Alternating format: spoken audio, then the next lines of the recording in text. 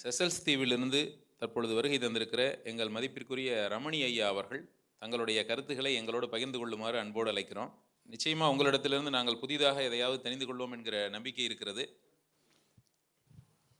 பிரதமருடனான உங்கள் சந்திப்பு உட்பட எல்லா தகவல்களையும் எங்களோடு பகிர்ந்து கொள்ளுமாறு அன்போடு அழைக்கிறோம்.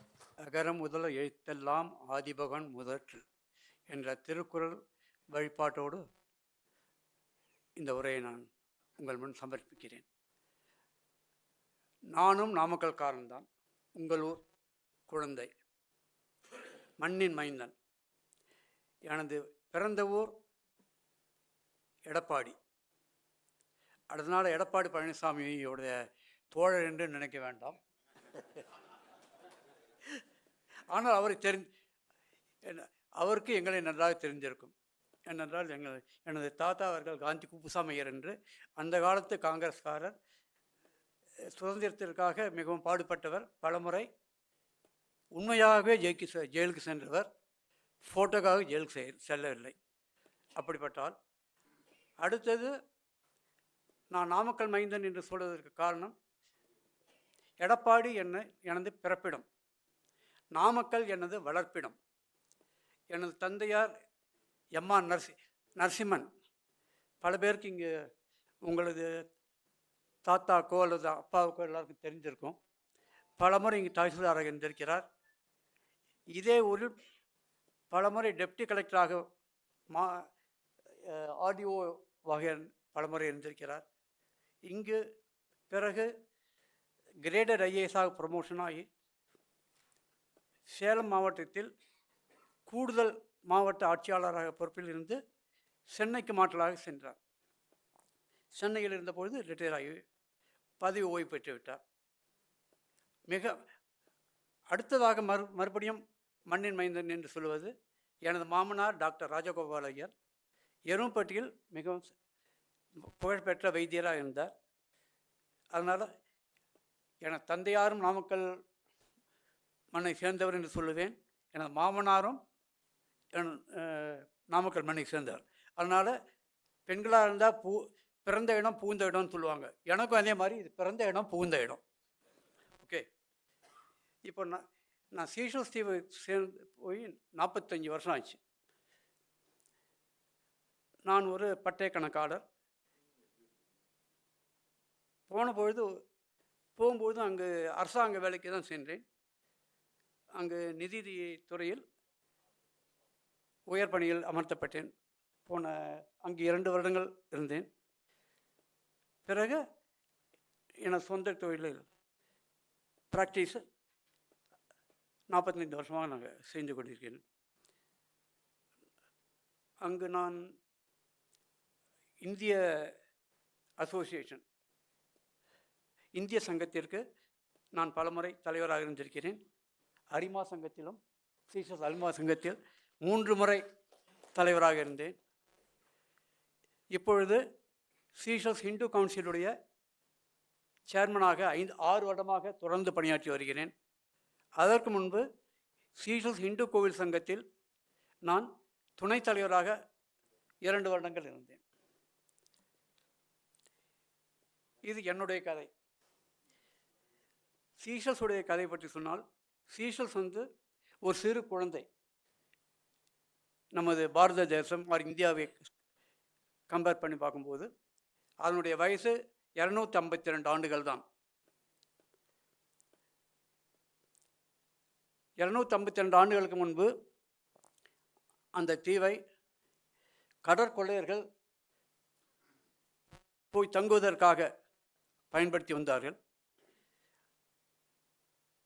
அதை தங்களுடைய இருப்பிடமாக கொண்டு தங்களுடைய கொள்ளையடித்த சொத்துக்களை அங்கு பாதுகாப்பாக வைத்திருந்தார்கள். பிறகு அந்த தீவு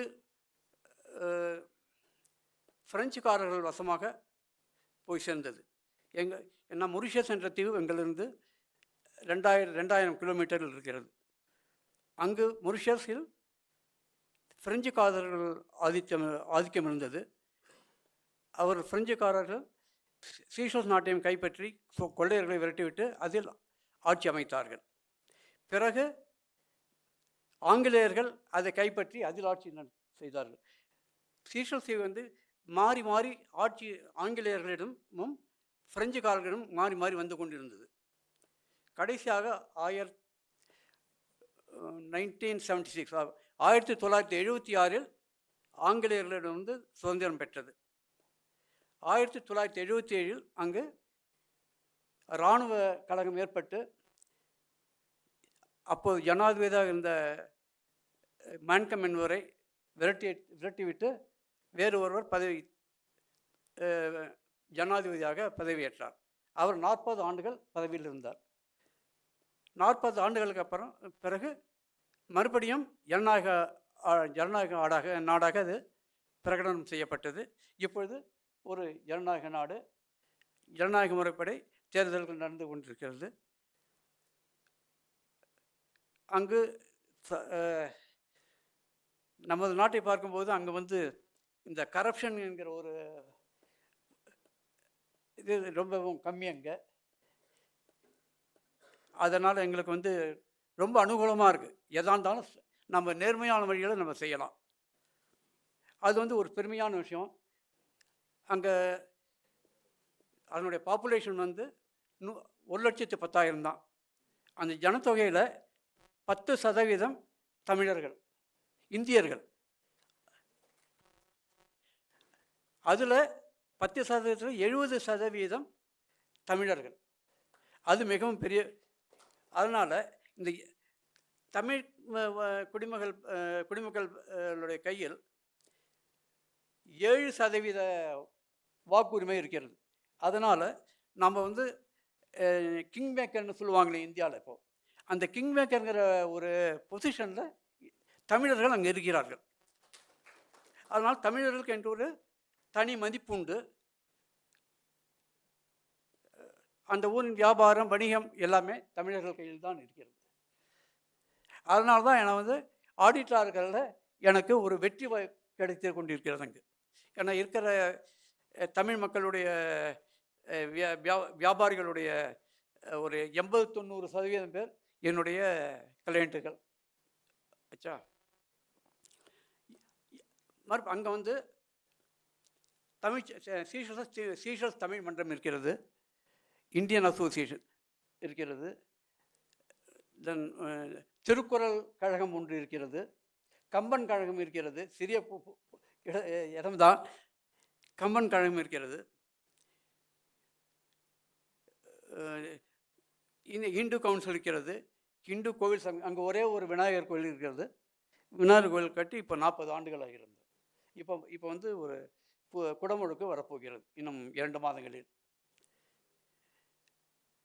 இதை விட்டு எங்கள் தமிழர்கள் நிறைய சோஷியல் சர்வீஸ், அதாவது பொதுமக்களுக்கு நிறைய உதவி செய்து வருகிறோம். அங்கே இங்கே தமிழ்ச்சங்கம் எல்லாவித விழாக்களையும் கொண்டாடும். இப்பொழுது வந்து பொங்கல் விழா கொண்டாடினோம்.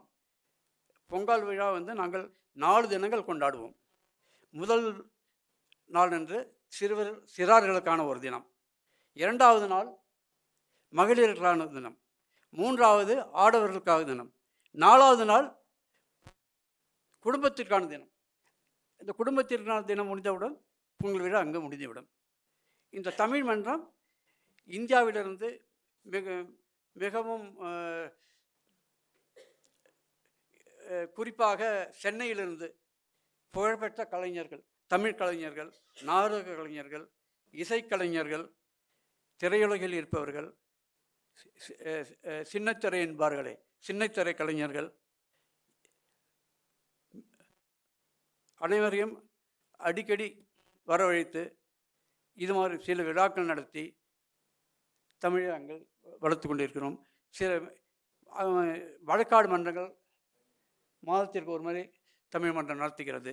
சிறார்களுக்கும் நடத்தும், மகளிருக்கு மட்டும் நடத்தும், ஆடவருக்கு நடத்தும். அடுத்தது கடந்து ஆடவரும் மகளிரும் கலந்து ஒரு வழக்காடு மன்றம்.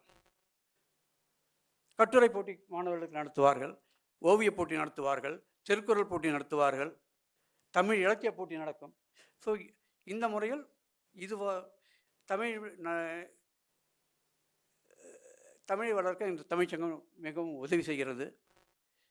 சில சமயங்கள் நான் பார்க்கும்போது நம்ம தமிழ்நாட்டில் தமிழ் பேசுவதை விட சீஷல் நாட்டில் நாங்கள் நல்ல நல்ல முறை தமிழ் பேசுவோம். நான் இங்கே வரும்போது நாங்கள் 45 வருஷமாக நான் சீஷல்ஸ் இருக்கேன்னு சொல்லும்போது நான் தமிழ் பேசுவீங்களா சார்னு கேட்பாங்க. தமிழ் தெரியுமா சார் உனக்கு? மெட்ராஸில் இறங்கின உடனே நான் டாக்ஸி கேட்டோம்னா, சார் எங்கே வரீங்க? நாங்கள் வெளிநாட்டில் வந்தோம். எத்தனை வருஷம் ஆச்சு போச்சு? 45 வருஷம். தமிழ் பேசுவீங்களா? தமிழை மெட்ராஸில் தமிழ் நானும் சொல்லி நான் பார்த்ததே இல்லை. தமிழ் தெரியுங்களா அவங்களுக்கு? இப்படி தமிழை மெட்ராஸில் வந்தால் நம்ம சொல்ல கொலை செய்து கொண்டிருக்கிறோம். ஆனால் வெளிநாட்டில் இருப்பவர்கள் அதை வாழ வைத்து கொண்டிருக்கிறார்கள்.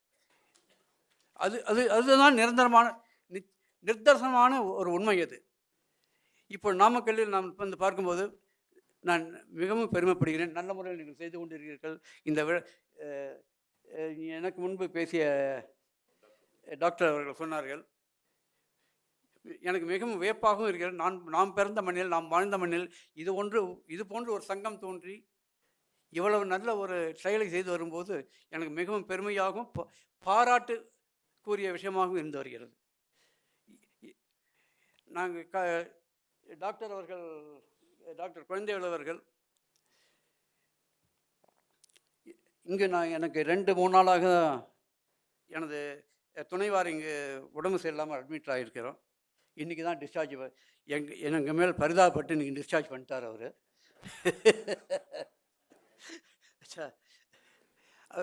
அவர் காற்று வாக்கில் 2 காதில் 2 காற்று வாக்கில் 2 காதில் இல்லை, 2 காற்று வாக்கில் 2 காதில் விழுந்தது வச்சு நான் இன்றைக்கி மேடல் ஏற்றிருக்கார் அவர்.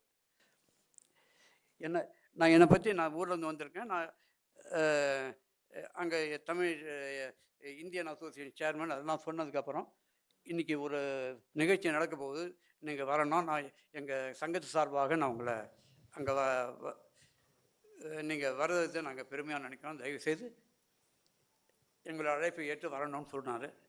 ஆனால் இவங்கெல்லாம் பேசினதுக்கப்புறம் நான் எதுக்கு இந்த மேடையில் ஏறினேன்னு எனக்கு தெரியல. எனக்கு இந்த வாய்ப்பளித்த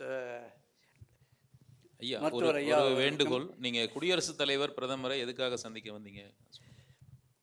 நான் அங்கே இந்தியன் அசோசியேஷன் சேர்மனாக இருக்கிறதுனால, அதுவும் இல்லாமல் chamber of commerce and industry Seychelles அங்கே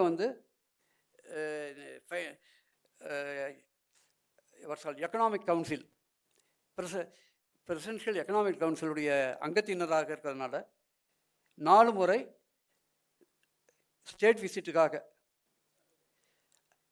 எங்கள் நாட்டு தலைவரோடு இங்கு டெல்லிக்கு வந்திருக்கிறோம். ஒரு 4 ஜனாதிபதியோடு கலந்து ஆலோசனை, பிரணாப் முகர்ஜி, அப்துல் கலாம், ராம்நாத் கோவிந்த், பிரதிபா பட்டேல், இவங்க காலத்தில் இந்த 4 முறை நாங்கள் டெல்லிக்கு வந்திருக்கோம். பிரதமர் மோடி இருக்கிற டைமில் இப்போ அப்போது 3 தடவை ஸ்டேட் விசிட்டுக்காக ஒரு தடவையும், மற்றபடி பைலாட்ரல் மீட்டிங்ஸுக்காக 3 தடவை நாங்கள் வந்திருக்கோங்க. அதே மாதிரி பிரதமர் மோடி சீஷல்ஸுக்கு வந்திருக்காரு. வந்தப்போ அவருக்கு தமிழர்கள் சார்பாகவும் இந்தியர் சார்பாகவும் மிக சிறந்த முறையில் வரவேற்பு அளித்து அவருக்கு பெருமை சேர்த்திருக்கிறோம். எங்கள் வாய்ப்பளித்ததுக்கு நன்றி.